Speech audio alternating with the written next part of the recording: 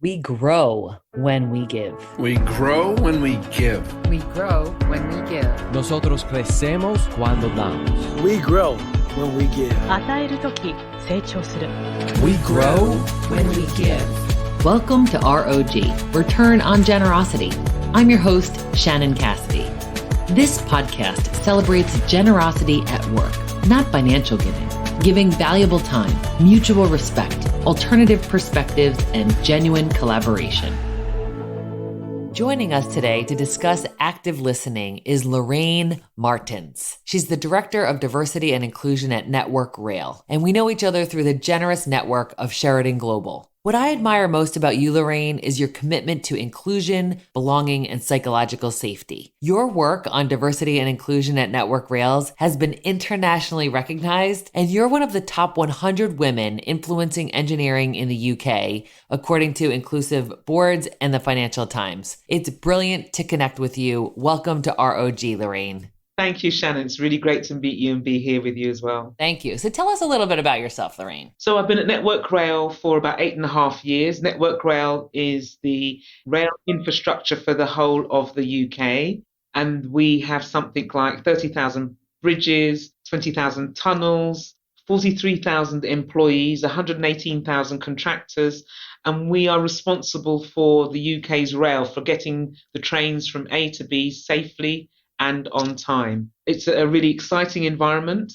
It's been a really challenging environment during COVID because we've had less passengers. So now our task is about getting our passengers back onto rail, which will be interesting. And my role is to be responsible for our strategic approach to diversity and inclusion, which will range from hiring, retaining, attracting people from diverse backgrounds, right through to the physical infrastructure and making sure that's as accessible and as easy to navigate for all different abilitied people so that they can have a really, really great journey. So yeah, I've been doing that for about 8 years. I've done some voluntary work in London. So I was the vice chair of Trust for London, which was responsible for tackling poverty and inequality in London. And we've done lots of work around a living wage and making sure people can cope with being paid properly. And I'm a Londoner, so I was born in London. I love London. I'm an urban chick, I was described as the other day. So yeah, but if you're going to take me away, put me in a city, I'll be happy. A bit of pollution. I know this is not sort of the right thing to say, but a little bit of noise and traffic and hustle and bustle, and I feel very comfortable. So speaking of hustle and bustle and noise, sometimes those kinds of things prevent us from really being able to listen to each other, to ourselves, right? Sometimes it's just like so busy, whether that be literally or figuratively. So we wanted to focus our conversation today on active listening. And I wanted to hear your thoughts on what would you say is the difference between just listening, like I hear something, and active listening? Oh, brilliant. And it's such a great question because I think it's really fine lines. So I think just listening, what we tend to do, and there's a great saying, and I'm if I don't get it exactly right, I'm going to paraphrase it, but we kind of listen so that we can say what we want to say rather than listen to what is actually being said.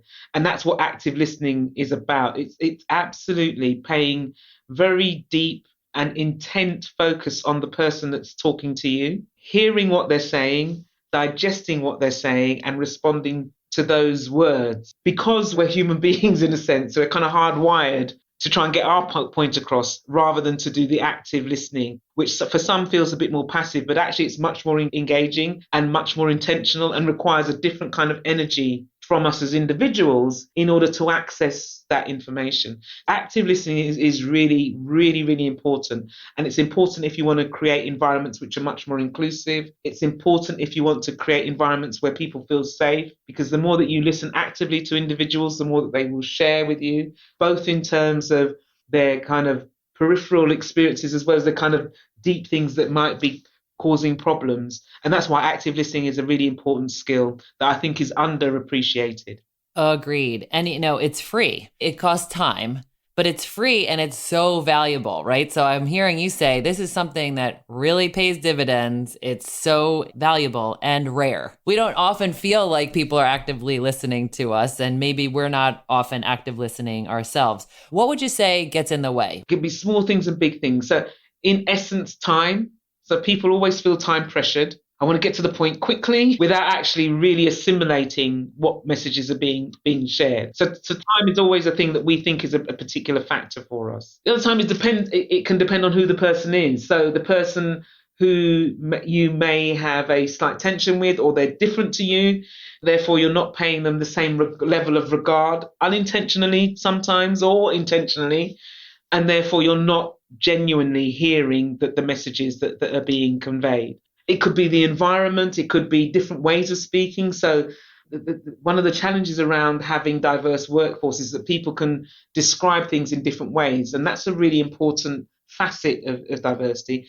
But if you're not actively listening, you can miss things out because they're different to you, or they have an accent, or their intonation is different, or they don't describe things in the way in which you're used to receiving them. So those are the kind of things that can get in the way of active listening. You know, your time, the individual that's speaking to you, they've got an accent that's foreign to you. You may not like the person, and therefore you're kind of dismissive of them. You're not giving them the same level of regard, and they will play at different times depending on your own demeanor.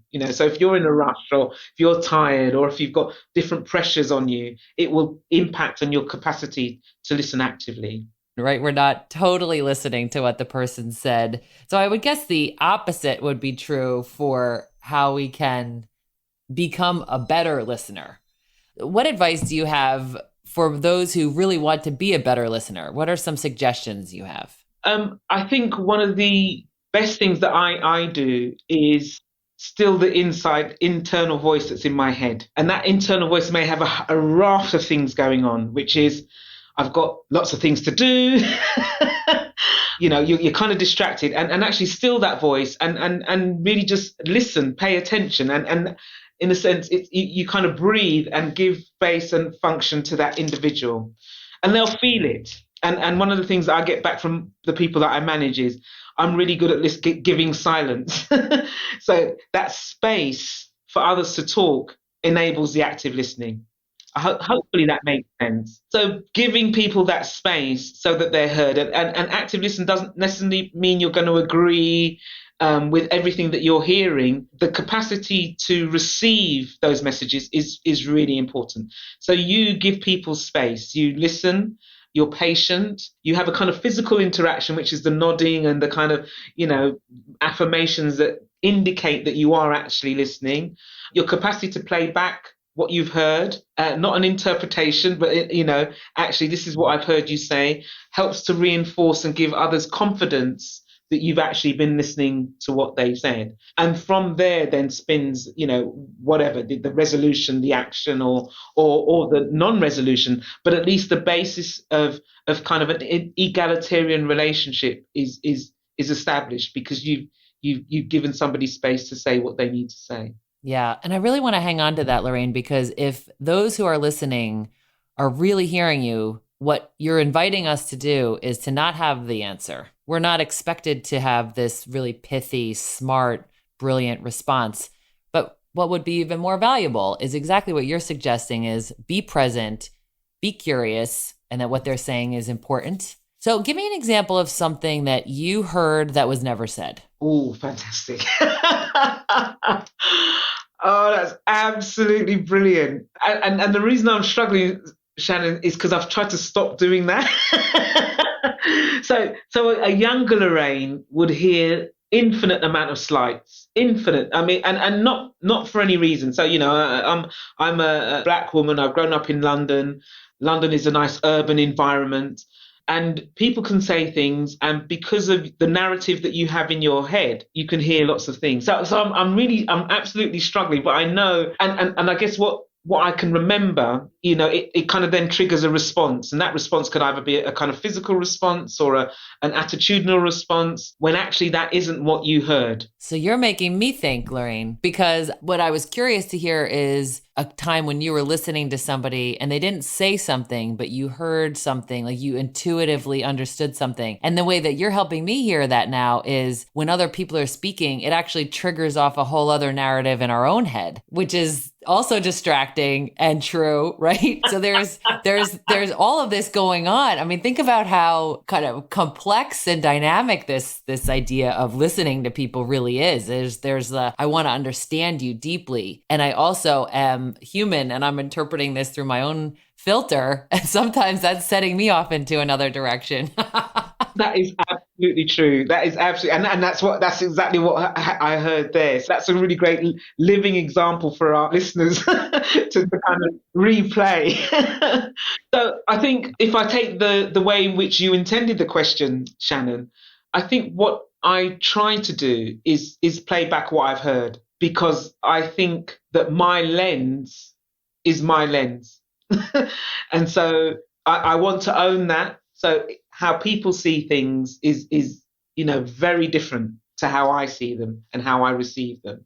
And lots of factors will impact on that. So if it's a work situation, I'm fairly senior. If I'm speaking to a less senior person, there's a power dynamic there. They think there are different parameters around what they can say and what they can't say.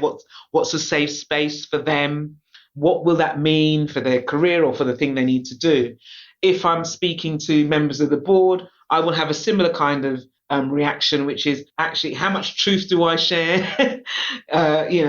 What's the impact of that? What do I want as an outcome of what I'm about to share? How much do I think they're really listening? How much can they take? What are the key points that I need to be heard? And I guess we make these decisions, Shannon, in a really split second. It's not that we're deliberate in that thought. That's what occurs as we're engaging, as we're exchanging ideas and thoughts and information. So our active listening is happening in that context. So for me, what's really important is once somebody said something, for me, I take real responsibility in saying, this is what I've heard, which is different to this is what I've understood.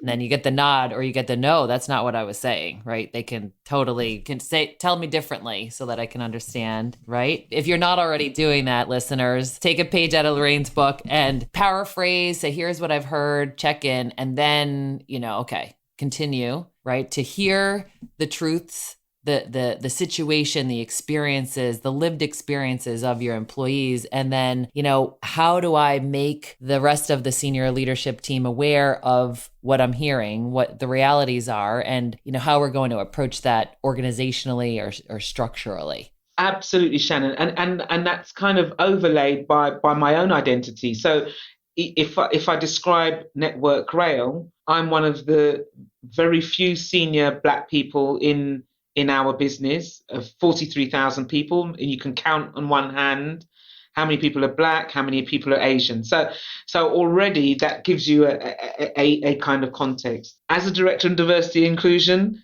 I'm conscious and I'm conscious people will have heard things that I haven't said. Right? So they will have heard, I call it the kind of police. They will have heard me say in their minds, you can't do this, you can't do that. They've heard it. I haven't said it.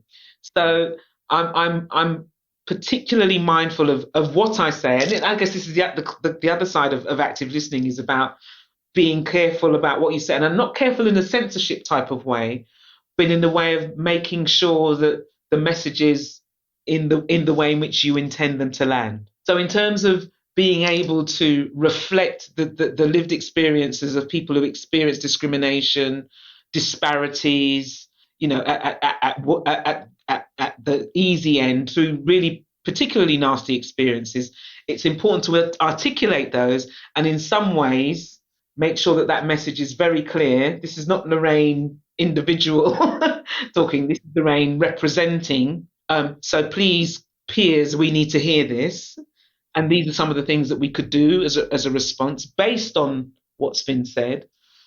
And then also helping my peers, my leadership peers, to be active recipients of that information and not be stymied by it. Because that's our challenge around diversity and inclusion, that people are, particularly white majority people, are worried for a raft of reasons. But in the guise of good intent, the worry can cause a pause. So that's one half of the listening. And the other half of their listening is a kind of defensiveness. I'm a good person, so they're surely not talking about me. Somebody else must have been responsible for that because I am good. And so helping people to hear those messages is part of my responsibility to both sides. When we come back, Loraine will share how listening is a form of generosity and how to navigate your approach based on what you heard.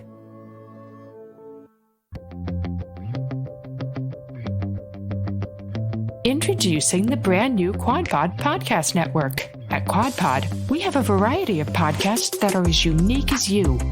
When you visit quadpod.com, you'll see our shows listed by category, as well as average episode length. Find a new podcast at QODPOD.com. The QuadPod Podcast Network. That's QODPOD.com. And we're back with Loraine Martins, the Director of Diversity and Inclusion at Network Rail. And to your point, Shannon, about generosity, that's a really generous act. Your proclivities may not lend itself to that, right? Because you might be seeing behaviors which actually that they're not the best intent actually, and they are blocking and they're slightly passive aggressive and they're not really enabling the kind of culture change that we're seeking to happen. So to be able to adapt your approach to kind of navigate those kind of behaviors or those kind of reactions is an important aspect of kind of the active listening piece. Identifying what kind of levers work for individuals who feel more vulnerable, more threatened, in addressing inequalities, in addressing discrimination. How do you enable people to see what the benefits are, to recognize how that they could have contributed in some way, either directly or indirectly, and that isn't necessarily the definition of them, but it's a moment that acknowledgement means that they can then move to the next level. Does that make sense, Shannon? It really does. And you're helping to clarify the role that listening plays in all of this, because when we're listening to people who are using language and tone in ways that are exclusive or are microaggressions or are in some way disengaging people and not creating an environment where people feel like they belong. Many people are not aware that they're doing things like that. So we'll say, though, for those people, we give the benefit of the doubt and the coaching and the development. Then there are other people who are doing those things intentionally, perhaps, and, being more hierarchical in how they organize themselves and keeping people in place, so to speak, through their words. So by listening and really trying to assess not only the language, where they're at in this journey, and also intent, right? And then to seek to understand and say, I'm not sure what you intended when you said XYZ, but this is how this felt. This is how it landed to me, right? Is that the kind of thing that you engage in? Absolutely spot on, Shannon. And also what that does is it takes away some of the sting of the kind of underlying potential critique, because you're then as the listener taking on a little bit of responsibility. This is what I heard. This is how it's landed. Is that what you intended? Is that what you meant? And then you give people permission to say yes, no, yes, no, or clarify or expound or whatever. But I think that I found that to be really helpful.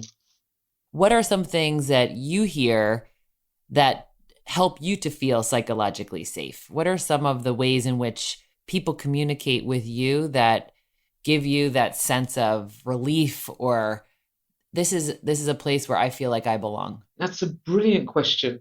So I guess and I think it's small things. And I think that COVID has heightened these small things, but it's like those kind of little acts of kindness and thank you and please and this has made a difference. A real Phillips to give you a real buzz. So yeah, a thank you. You've made a difference. This has been great. Can you fix this, please?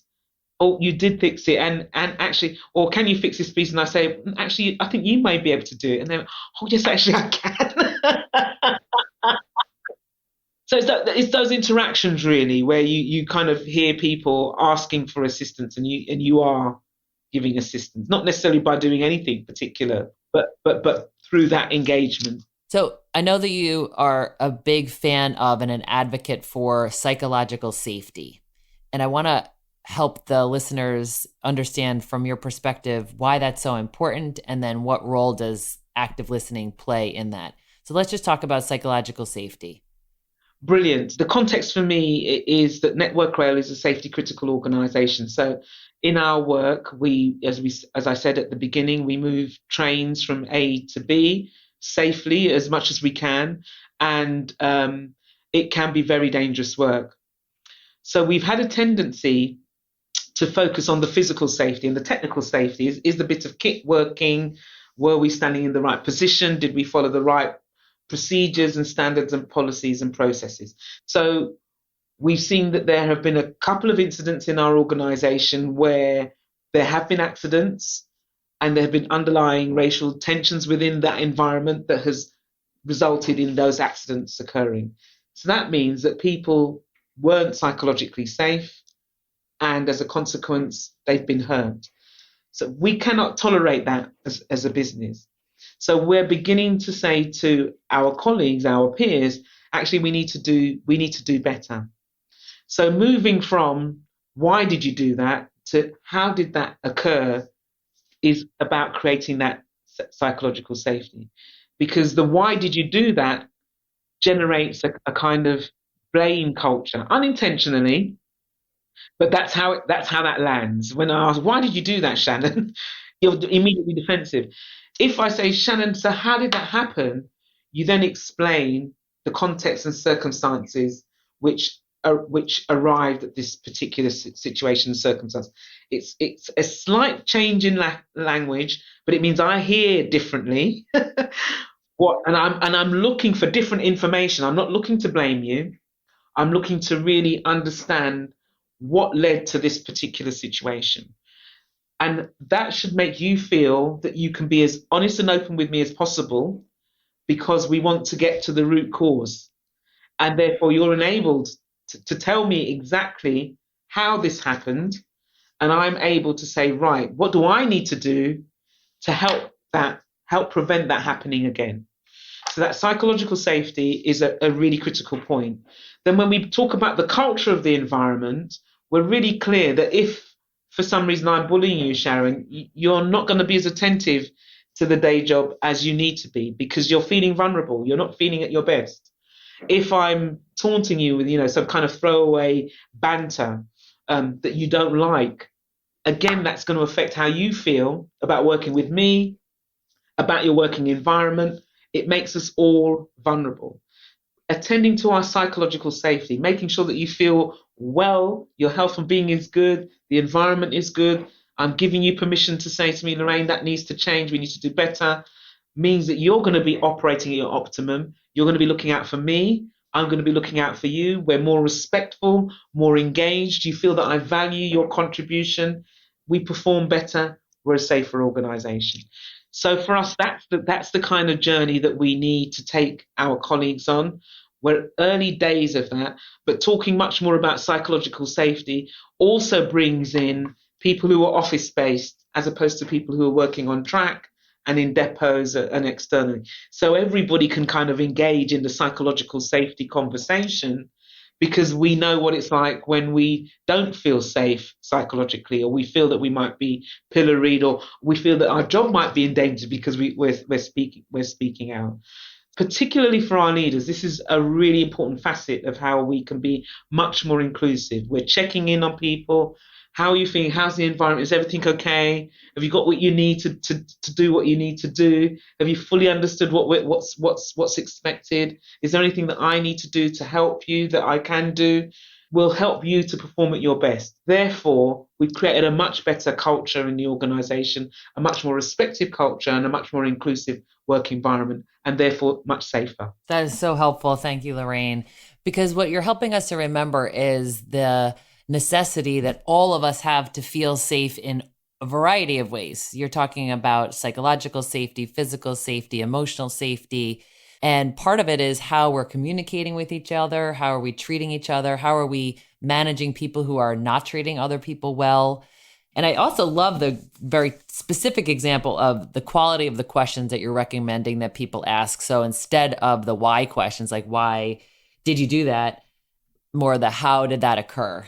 That invites a conversation and a dialogue versus that, can't police or the interrogation that we might otherwise feel that was not intended, but would help to facilitate a better dialogue and discussion. So one of your favorite quotes is from Dr. Maya Angelou, and this is one of the other things that we have in common, Loraine. I love this quote so much. She says, people will forget what you said, people will forget what you did, but people will never forget how you made them feel. What does that mean to you? So I think it really speaks to the issue of how we listen, to the active listening piece. And I've always remembered that it takes the same amount of energy to be positive as it does to be negative. And actually, when you're positive, you get so much more out of the environment and out of people. And it's because of that interaction that you kind of leave people with. So for me, it speaks to being really mindful of how you engage with people. Even if you have to give news which isn't good news, you can do it in a way that allows people their dignity, shows respect, honors them. We don't have to castigate each other. We don't have to beat each other up. Actually, we can leave people feeling good about themselves and satisfied with the interaction, despite the outcome. And so for me, that's a really important part of being an inclusive leader. That's a really important part about human engagement. It's a really important part about trying to get people on your side. If you remember that they forget what you said, they forget what you did, but they always remember how you made them feel, then I think that's a really great watchword for interacting with people.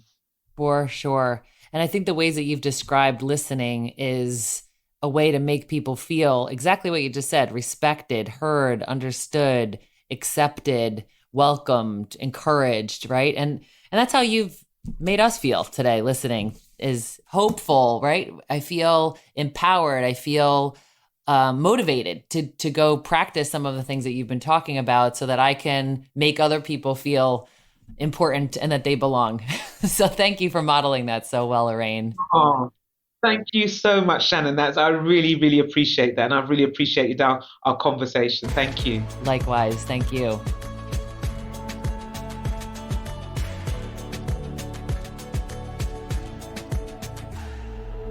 ROG takeaway tip: how to apply what we've learned to our own work and lives. 2 key things that all of us can practice this week: seek to understand and create psychological safety. Seek first to understand before being understood. How often do we assume we understand what we heard instead of really listening? Are we in a state of curiosity and wonder, or in defense-offense mode? Loraine shared that she's conscious that people hear things that she hadn't said, meaning they interpreted her words differently than she intended, or imagined she said something she hadn't. What's an example in your life this week where you reacted to how you interpreted something someone said, or even responded to an assumption of something someone said in your mind, but perhaps hadn't? This often happens when we assume that the answer will be no, but never actually asked. And when we don't ask, the answer is always going to be no. One of the keys to a culture where active listening is a norm is our second takeaway tip: psychological safety. It's when people feel comfortable voicing their opinions and don't fear being judged. Help teams develop a safe environment by creating a few ground rules on how to interact with each other. They could be, for example, do not interrupt each other and actively listen and seek to understand. So this week, practice being genuinely curious. Wonder what someone's going to say or what they mean by the words that they're sharing, and create a psychologically safe work environment. Until next week, stay generous, everyone. Thanks for listening to ROG, Return on Generosity Podcast. Please help us grow by subscribing and reviewing us on your favorite podcast player.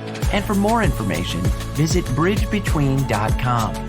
We grow when we give. 우리는 나누면서 성숙합니다. We grow when we give. On rayonne quand on donne. We grow when we give.